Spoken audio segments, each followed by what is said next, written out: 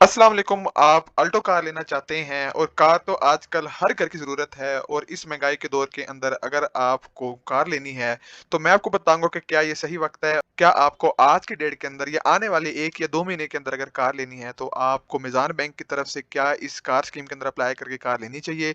इसके अंदर कितनी इंस्टॉलमेंट होने वाली है? आपको कितना एडवांस देना पड़ेगा? और साथ-साथ मैं आपको बताऊँगा कि इसके अंदर आपको कौन-कौन सी ऐसी सहूलियात मिलने वाली हैं, जिसके तहत आपको मीज़ान बैंक की इस मीज़ान कार इजरा स्कीम के अंदर ये अप्लाई करना चाहिए। और सबसे बड़ी बात इसके अंदर ये है कि ये बिल्कुल रिबा फ्री है और ये पाकिस्तान की सबसे पहली रिबा फ्री कार फाइनेंसिंग है, जिसके अंदर बिल्कुल ज़ीरो सूद आपको मिलेगा। आपको जो है वो किसी किस्म का सूद वगैरह अदा नहीं करना। आज की वीडियो के अंदर हम डॉक्यूमेंटेशन पे भी बात करेंगे, एलिजिबिलिटी क्राइटेरिया पे बात करेंगे, इंस्टॉलमेंट पे भी बात करेंगे, तमाम चीज़ों पे बात करेंगे। लेकिन उससे पहले अगर आप हमारे चैनल पे न्यू हैं, तो जल्दी से हमारा चैनल सब्सक्राइब करके बेल आइकन को दबा दें और वीडियो को भी लाइक करें। अब मैं आपको बताता जाऊँ कि सबसे पहले यहाँ पे एक जो चीज़ आपको देखने को मिलेगी कि यहाँ पे जो आपको मीज़ान बैंक की जो कार है, वो आपको मुकम्मल तौर पर मिलेगी सूद फ्री। इस्लामिक बैंकिंग है। अब ये सूद फ्री कैसे होने वाली है कि जो मीज़ान बैंक कहता है, वो कहता है कि जो इसकी ओनरशिप है, वो हमारे पास ही रहेगी जब तक आप अपनी तमाम तर जो है वो किस्तें वगैरह, इंस्टॉलमेंट वगैरह अदा नहीं कर देते।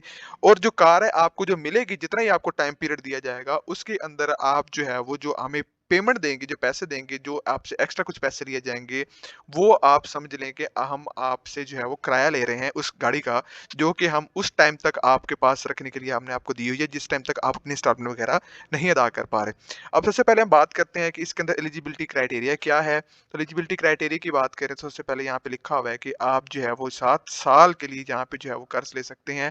मतलब कर्ज़ से मुराद कि आप यहाँ से गाड़ी के लिए जो है वो इंस्टॉलमेंट पे गाड़ी ले सकते हैं 7 साल के टाइम के लिए। उसके बाद कौन-कौन अप्लाई कर सकता है कि यहाँ पे जो सैलरीड पर्सन है, वो भी अप्लाई कर सकते हैं। सैलरीड पर्सन जब अप्लाई करेंगे, तो उसके लिए आपको जो एडवांस देना पड़ेगा, वो आपको 15% देना पड़ेगा। 15% जो आम व्हीकल के लिए और जो एसयूवी हैं, उनके लिए आपको 25% आपको एडवांस देना पड़ेगा। जितनी भी आप अल्टो गाड़ी की हमने यहाँ पे बात की, अल्टो गाड़ी जितनी की भी आ रही है, उसके अंदर आप जो है वो 15% जो है वो एडवांस देंगे और बाकी जो है वो आपकी एक साथ वगैरह बन जाएँगी। बिज़नेसमैन की बात करें तो बिज़नेसमैन के लिए 35% एडवांस है एसयूवी गाड़ी के लिए, और जो नॉर्मल गाड़ी है उसके लिए 25% एडवांस आपको देना पड़ेगा। मतलब यहाँ पे बिज़नेसमैन भी अप्लाई कर सकते हैं, सैलरीड पर्सन भी अप्लाई कर सकते हैं, ख़्वाह वो प्राइवेट भी हों, फिर भी अप्लाई कर सकते हैं, सरकारी हों, फिर भी अप्लाई कर सकते हैं। अब हम आगे बात करें कि यहाँ पे आपने जो है वो अप्लाई करना है, उसके लिए तमाम डिटेल यहाँ पे दी हुई है। इस डिटेल पे हम मज़ीद जो है वो नहीं जाएँगे। अगर आपको जो है वो किसी किस्म का कोई भी डिटेल वगैरह पता करनी है, तो आप हमसे पूछ सकते हैं। खैर यहाँ पे ये भी लिखा हुआ है कि आप जो है इंडिविजुअल भी अप्लाई कर सकते हैं और को-बारबर में किसी के साथ मिलके भी यहाँ पे कार के लिए अप्लाई कर सकते हैं। ऐज की बात करें तो ऐज अगर आपकी 25 जो है वो ऐज है, उससे ज़्यादा की ऐज होनी चाहिए, 25 साल से कम नहीं होनी चाहिए, आप ये कर ले सकते हैं। और मैक्सिमम जो ऐज यहाँ पे दी गई है वो 65 साल है।